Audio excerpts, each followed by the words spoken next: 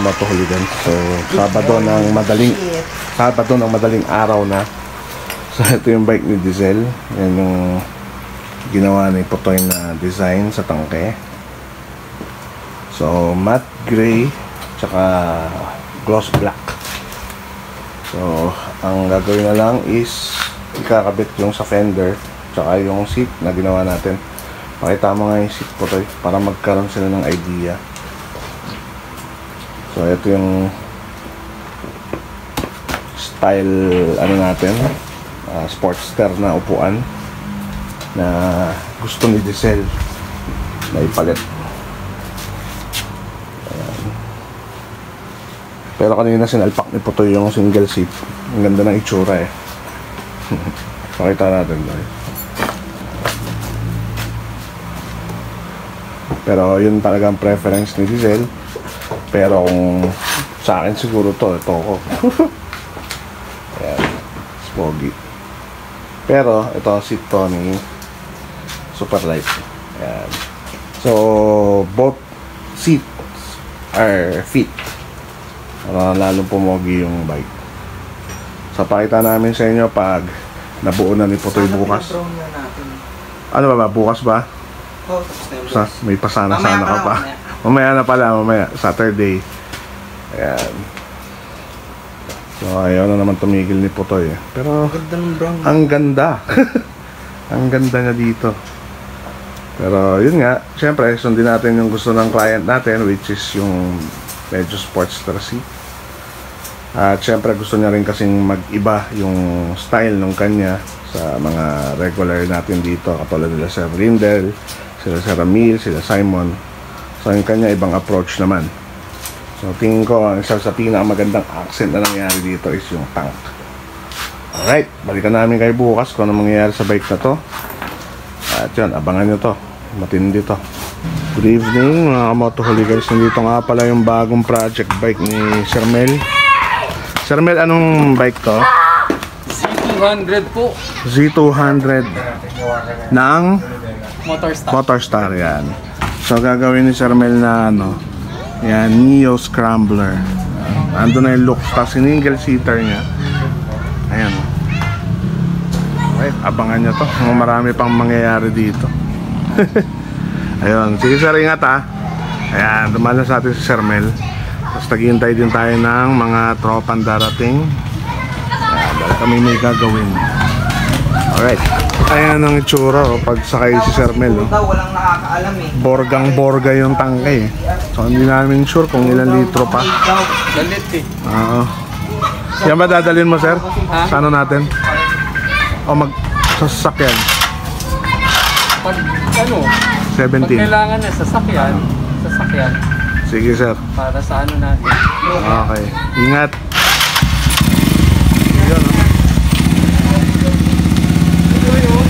Yan o, Iron Man. Hindi ko magana nung una yan. Hindi ko magana. Yung ilaw nung una. Ayan.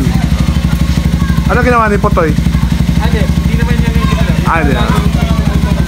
Ayun, may dumating pang isa, si Chris, para tumulong sa atin mag-repack. Alright. Ingat sir. Pogi.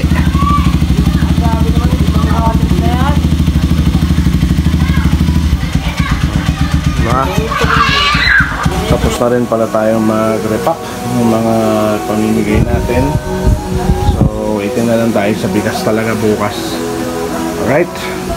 So, yun lang update dito. Hello mga kamoto hooligans. It's a Sunday afternoon. So, eto na yung bike ni Forrest. So, nakabit na natin yung Foxstone niya. Nga pala, ginawa natin is in-extend pa ni Putoy yung swing arm niyan. So nakita niyo naman yung linis ng pagkakadugtong niya. Hindi niyo mahalata. Tapos kinabit na rin yung side panel na gawa rin syempre ni Master Putoy. Yan.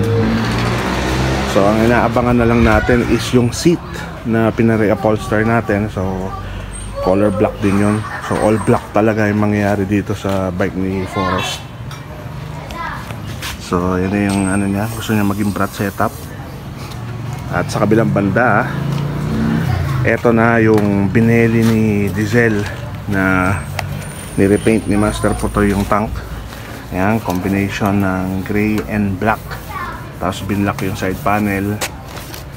So ang inaantay na lang ngayon is maikabit yung bullet pipe na binili ni Diesel. So ayan, oh. Nililinis pa ni Master Putoy. Diesel, baka naman. Libre na car wash dito, motor wash. Baka naman daw, sabi ni Putoy. Bekenemen. Bekenemen. So ayan, puro black nga yung ginagawa natin ngayon. Pakita ko lang din yung harap. Ayan, oh. Luwang-luwa ang mga gulong. So yung sa harap is 4.5. Umubra naman. Umubra naman, oh. Pasok. Basta 2.50 lang ang rim. 2.50 ang rim. Nagpalit pala siya na rim. So ayan, gabuhok din. Gabuhok clearance. Tapos yung likod is lumuluwang 5. Yan. So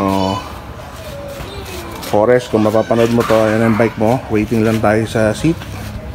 At Diesel, yung pipe na lang ang kulang. So ayan, binubusisi. So ayan yung seat na pinagawa natin. Shout out nga pala kay Tatay Hemi para sa seat. Ang ganda. Sa ginawa niya, yung sinunod niya naman yung design na gusto ni Diesel at yung diskarte ni Putoy kung paano niya pinutol. So mostly si Putoy din yung nag-decide kung paano puputulin. Ganon din yung dito. Abangan na natin kay Tatay Hemi.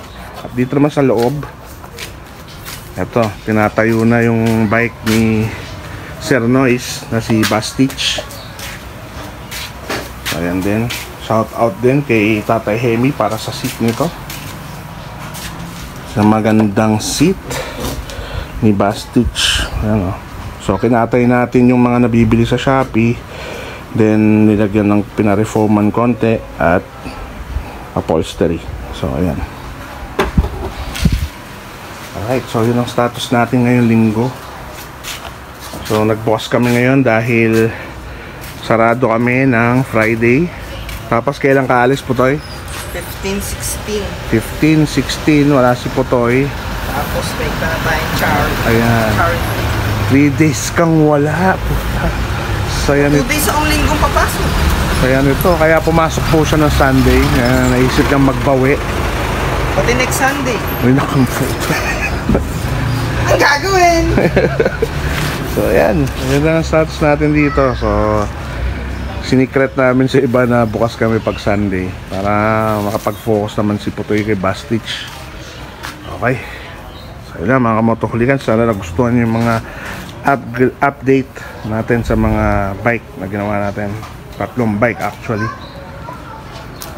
So open for schedule na ulit tayo dahil makakaraos na tayo dito. Alright.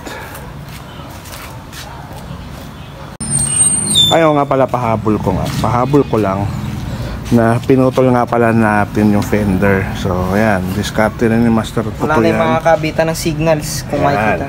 Taillight. Nandito na napunta lahat. O, di ba? Malinis pa din. So ayan na yun nangyari. Yung pala yung mga ginawa natin yung diesel. Nakalimutan kong i-mention. Okay? Alright. So yun mga kamotohuligas, dito ko na muna tatapusin tong vlog natin at balikan namin kayo para ipakita kung natapos na natin at pinick up si Billy, which is yung binili na bike ni Diesel at yung bike ni Forest. So yun din, abangan natin matapos to, papakita rin natin yan. So makita-kita tayo ulit. This is the Goon and I'm fucking out.